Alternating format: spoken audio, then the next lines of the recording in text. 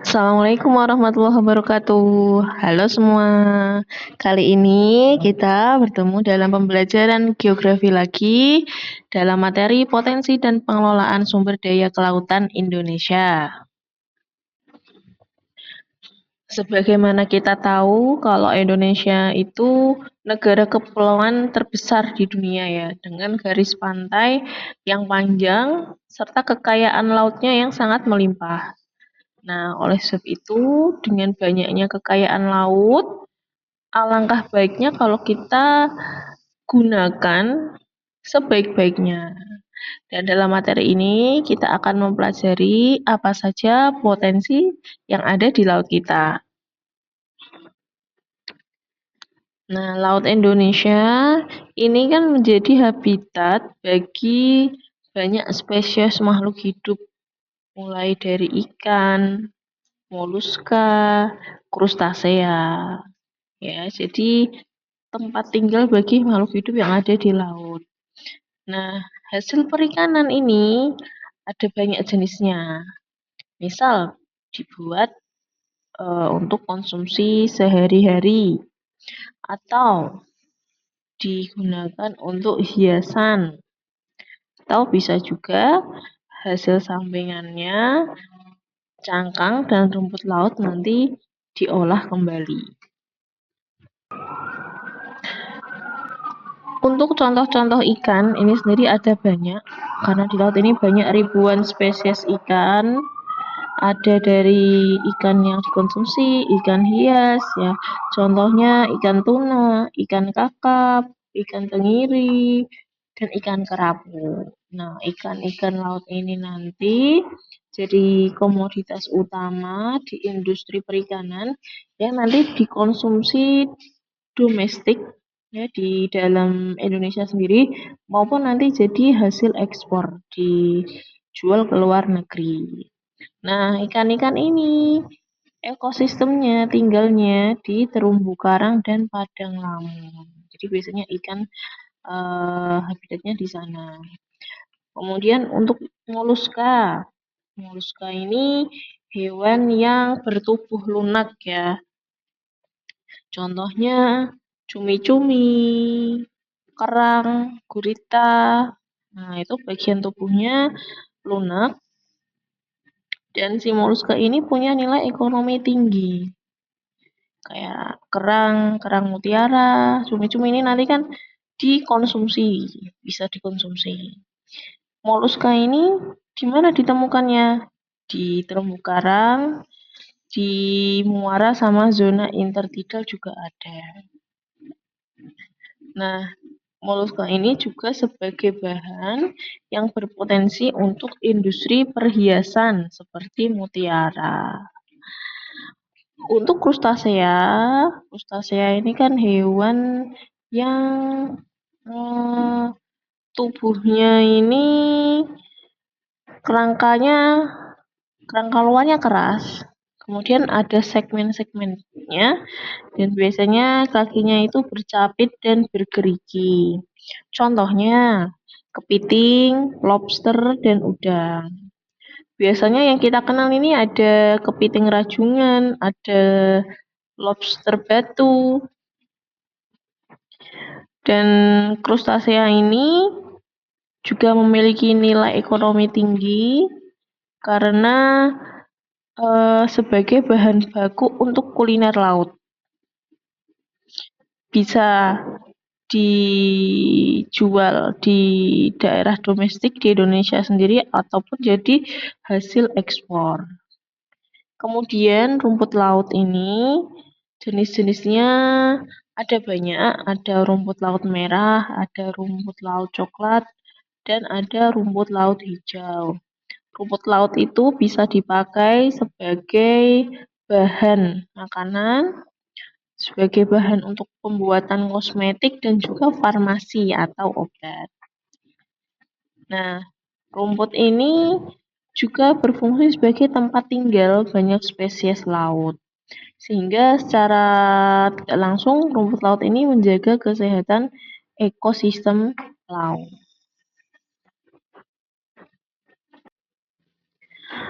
Potensi selanjutnya adalah potensi mangrove atau hutan bakau. Ya, mangrove ini adalah suatu ekosistem di pesisir yang penting, di mana di wilayah ini air tawar ini bertemu dengan air laut. Nah, beberapa potensi dari mangrove itu diantaranya yang pertama sebagai pelindung pantai. Pelindung pantai, misal ada gelombang yang tinggi atau angin yang kencang, pohon bakau atau mangrove ini akan menghalau. Kemudian yang kedua sebagai habitat fauna atau tempat tinggal hewan seperti ikan, burung, reptil, ikan udang. Nah, biasanya mereka tinggal di antara sela-sela akar gantung pohon mangrove. Potensi mangrove yang ketiga adalah sebagai pengendali kualitas air, di mana mangrove ini akan berfungsi sebagai filter yang akan memfiltrasi, yaitu menyaring dan memurnikan air dengan cara menyerap polutan dan partikel dari air tawar yang mau mengalir ke laut. Ya, sehingga kualitas air nanti terjaga. Potensi selanjutnya sebagai sumber mata pencaharian, ya, atau sumber ekonomi, karena pohon mangrove ini menyediakan kayu, ya, kayunya bisa dimanfaatkan. Kemudian makhluk hidup atau fauna yang tinggal di mangrove itu bisa diambil, ya, untuk dijual seperti ikan, udang, kepiting. Manfaat pohon bakau selanjutnya yaitu sebagai penyimpanan karbon atau penyerap karbon. Jadi karbon dioksida yang ada di udara atau atmosfer ini akan diserap oleh pohon bakau melalui proses alamiahnya yaitu fotosintesis. Jadi karbon dioksidanya nanti setelah diserap akan disimpan di tanah dan menjadi biomasa. Nah, mangrove ini juga dikenal sebagai penyerap karbon paling efisien di dunia. Selanjutnya potensinya adalah dapat mengatur suhu dan kelembaban. Ya, jadi pengaruh suhunya, suhu udara itu berarti derajat panas udara. Kalau kelembapan itu kadar air di udara. Potensi sumber daya laut, ada potensi terumbu karang.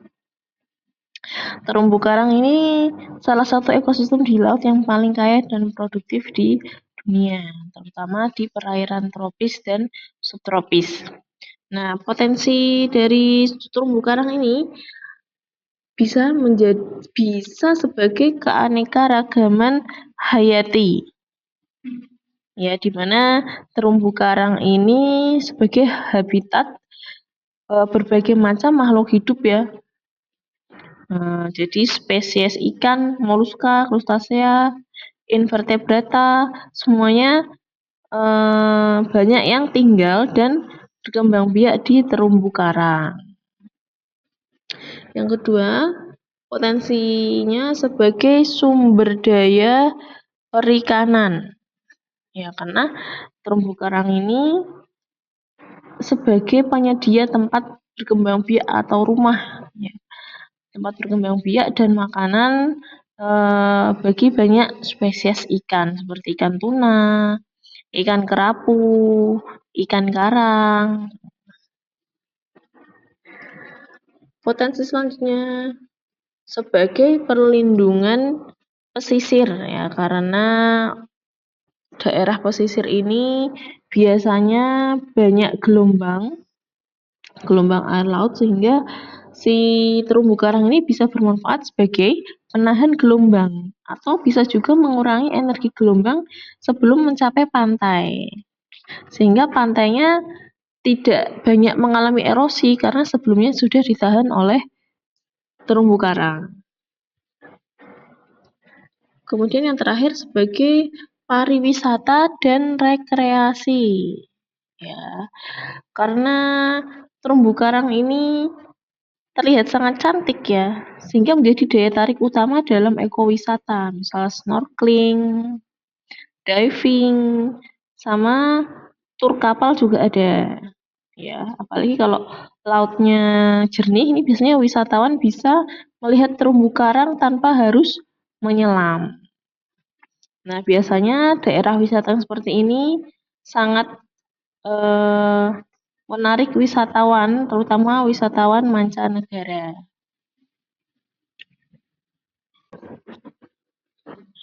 Potensi selanjutnya yaitu potensi wisata bahari.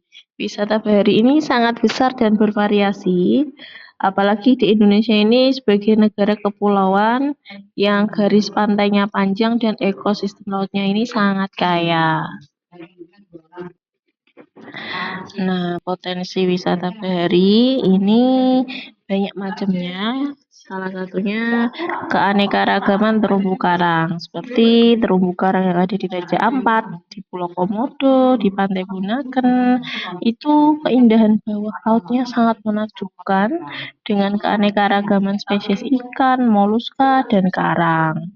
Kemudian ada juga pulau-pulau tropis yang indah. Jadi ini bisa sebagai tempat wisata seperti pulau-pulau di mana ya? Di Nusa Tenggara, di Pulau Lombok, Pulau Bali. Kemudian bisa menjadi spot selam dan snorkeling ya, karena pemandangan di bawah laut ini sangat bagus. Seperti di mana ini?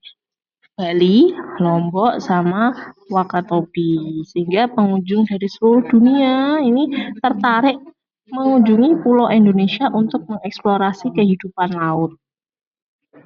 Potensi selanjutnya yaitu wisata laut dan pantai. Jadi selain keindahan bawah laut, ternyata pantai ini sangat menarik perhatian wisatawan ya. Misalnya pantai Gunung Kidul di Jogja, pantai-pantai yang ada di Pulau Bali, pantai yang ada di Pulau Karimun Jawa. Kemudian ada potensi berlayar ya, jadi bisa menjadi potensi menaiki kapal laut. Dan yang terakhir ini surfing, ini bisa memanfaatkan gelombang air laut yang sangat tinggi untuk berolahraga. Demikian penjelasan tentang potensi-potensi sumber daya yang ada di Laut Indonesia. Semoga bermanfaat. Jika ada pertanyaan, silakan tulis di kolom komentar. Wassalamualaikum warahmatullahi wabarakatuh.